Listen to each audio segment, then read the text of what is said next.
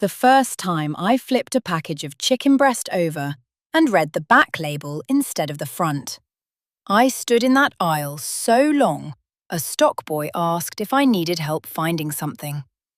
What I needed was for the label to stop hiding behind a number as small as 6%. Because that 6% is not seasoning. It is water, and in some packages it is closer to 15. Here is the plant, the first loop, unanswered for now. Federal rules allow poultry processors to sell you chicken that has absorbed water during chilling, and in some products, injected water on purpose, as long as the percentage is printed somewhere on the package. The second loop is the one I will not close until the end. Which of the big chicken brands sitting in your own refrigerator right now are doing this, and which ones genuinely are not? Before I go further, I want to ask you something, and I want an honest answer in the comments, not the answer you think sounds better. When you pick up a chicken breast at the store, do you check the fine print for the words "retained water"? Or do you trust the picture on the front and the price per pound, and move on with your cart?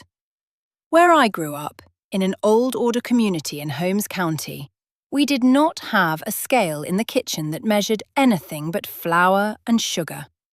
My grandmother kept hens in a coop behind the spring house, and when one went into the pot, she plucked it, dressed it, and set it in a bowl of cold water for exactly long enough to chill it through. And not 1 minute more. She used to say a bird should weigh what a bird weighs. If it grew heavier sitting in that bowl, she considered that a flaw to correct, not a feature to sell. That is the same question sitting on your kitchen counter right now, dressed up in a phrase most people scroll right past. This is what the label actually shows, and I want to read it the way she would have. The United States Department of Agriculture permits a poultry processor to declare something called retained water, the moisture a chicken absorbs while it sits in a communal chill tank of cold, often chlorinated water after slaughter. It is common for that number to land somewhere between 8 and 12%, and the processor is required to print it. That is the fact. Here is the plain conclusion drawn from that fact. A bird that goes through a shared cold water bath comes out of that tank heavier than it went in, and you are charged, by the pound, for the difference. The judgment I will make, and only this one, is narrow.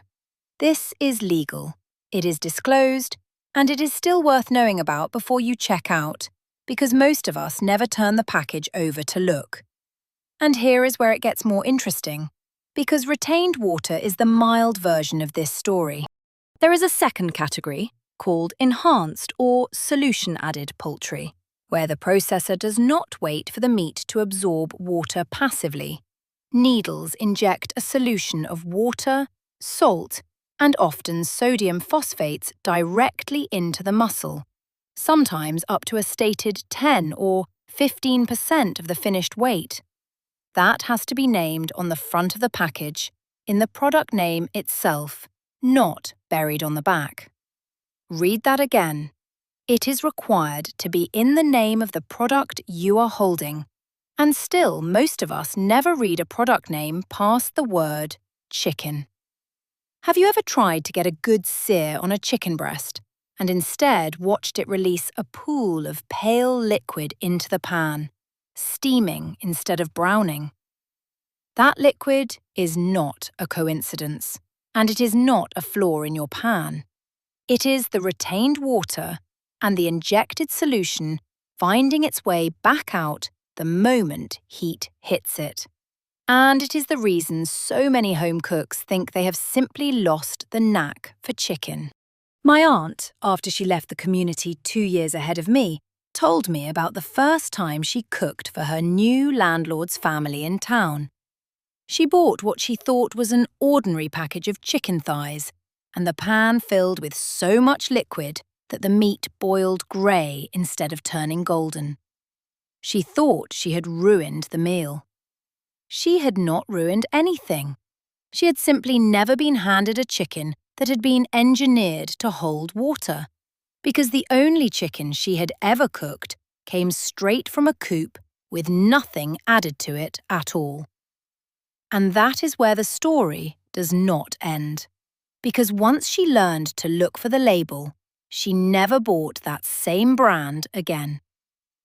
Now I want to name what I found when I went looking at the actual labels of some of the biggest names in the poultry aisle, because a claim without a name behind it is just a feeling, and feelings do not belong in this kind of accounting. Foster Farms, a major West Coast processor, has for years listed 6% retained water directly on its packaging, a fact printed on their own labels, not an accusation from me.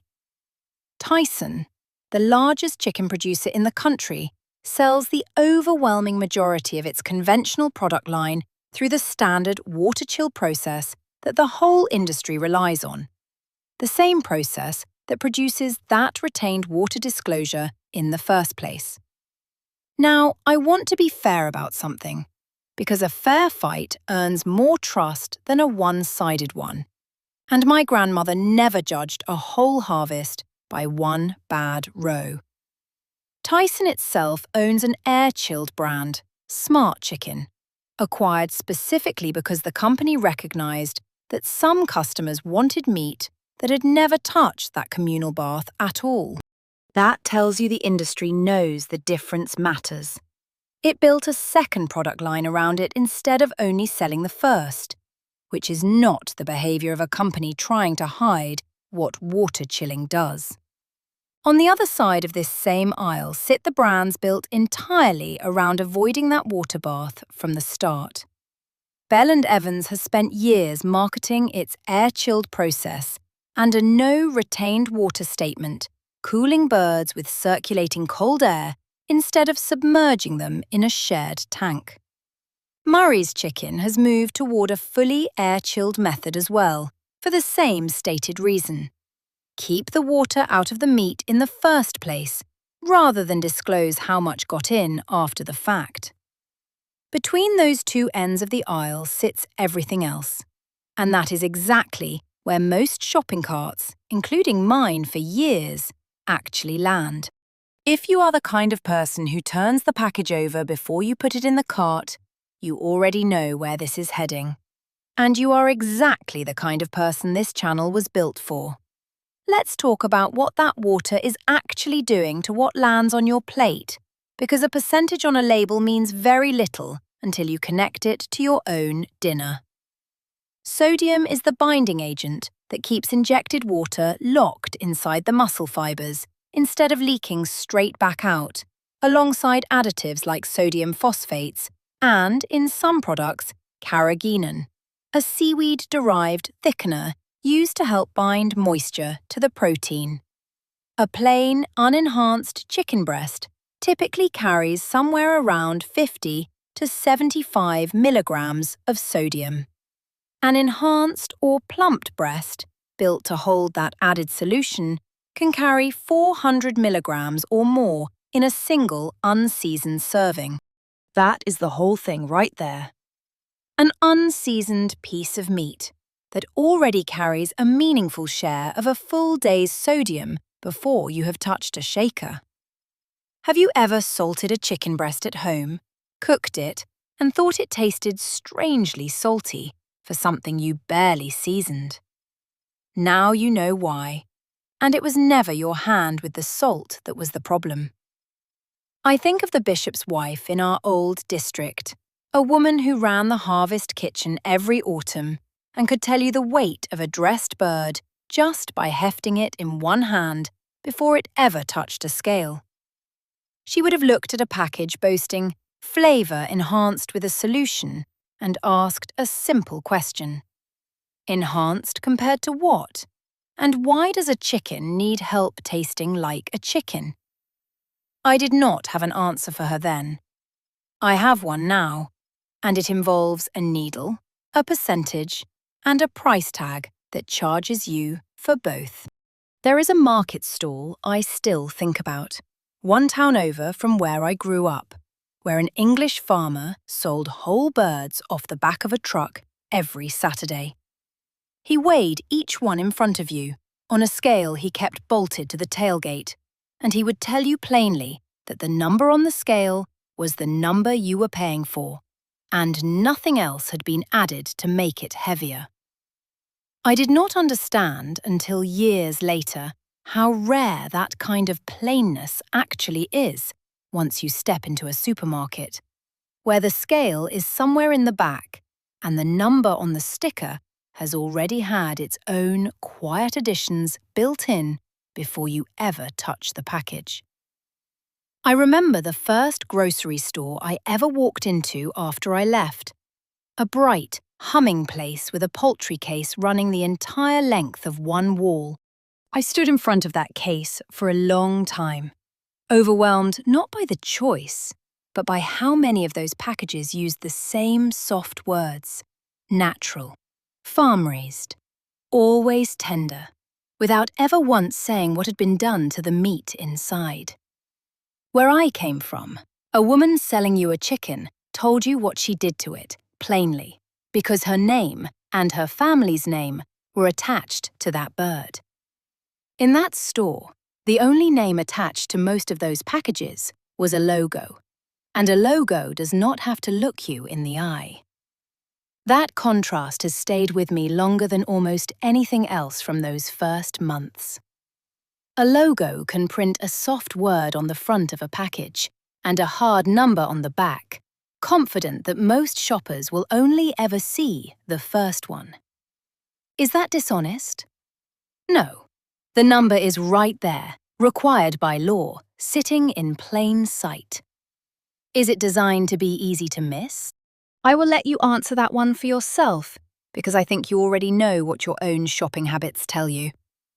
Let's talk for a moment about the difference between what happens in a chill tank and what happens with a needle, because the two get lumped together in conversation and they are not quite the same animal. Retained water from a communal chill bath is largely passive. The bird sits in cold water because food safety rules require rapid cooling, and some moisture is absorbed as a byproduct, not as the goal. Injection, by contrast, is intentional from the start. A machine with dozens of fine needles pierces the muscle and forces a measured solution directly into the tissue, specifically to add weight and juiciness, and the resulting product is required to carry a new name altogether, one that states the percentage of solution added. One is a side effect of safety. The other is a formula. I think about a Sunday dinner table from my childhood, 12 of us crowded around plain benches, and how my mother would carve a roasted bird straight from the oven, with almost no liquid pooling on the platter beneath it. The meat browned dark at the edges, because there was nothing underneath the skin fighting the heat, no hidden moisture turning to steam before the surface could ever crisp. I did not understand at the time that this was a rare thing to witness. I understand it now every time I try to sear a store-bought breast and watch the pan fill instead of brown. Let's be honest about the limits of this whole picture, because I do not want to leave you with a false impression that every package is hiding something sinister.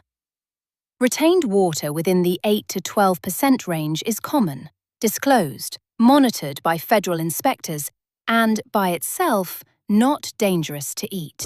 Air-chilled poultry, meanwhile, tends to cost more per pound, is not available in every region or every store, and requires more processing time and equipment, which is exactly why it has not replaced conventional water-chilled chicken across the whole market. None of that makes the practice a secret. It makes it a cost most shoppers are paying without knowing they agreed to it, which is a different problem than dishonesty, but it is still a problem worth naming. Think about the actual arithmetic for a moment, because this is where the water stops being an abstract percentage and starts being real money leaving your wallet. If a £5 package of enhanced chicken is carrying somewhere close to 15% added solution, a meaningful portion of every pound you paid for was never muscle at all. It was water, salt, and a phosphate blend, priced at the same rate as the meat around it. You do not see that money leave your hand at the register. You see it leave the pan, as steam and grey liquid, after you have already paid for it in full. So here is the principle my grandmother lived by at that cellar door, and it is the only verdict I need to hand you tonight. If she could not say plainly what was in a jar, it did not go on her shelf, no matter how full or how heavy it looked. A chicken breast is not a jar of preserves, but the rule travels just fine. If you cannot say in one sentence what was added to your meat and why, you deserve to know before it goes in your cart, not after it hits the pan. So here is your homework, and I want you to actually do this one, not just nod along. The next time you are standing in the poultry aisle, turn the package all the way over. Find the words retained water or solution added, and tell me in the comments exactly what percentage you found on your own package this week. I want real numbers from real refrigerators, not guesses. And I want to know which brand was on the front of that package when you found it. That cashier who once asked if I was lost was more right than she knew. I was lost, standing between a life where a bird weighed what a bird weighed and a grocery aisle where weight itself had become something you could inject. I am not lost anymore. I know exactly what percentage I am paying for. And now, so do you.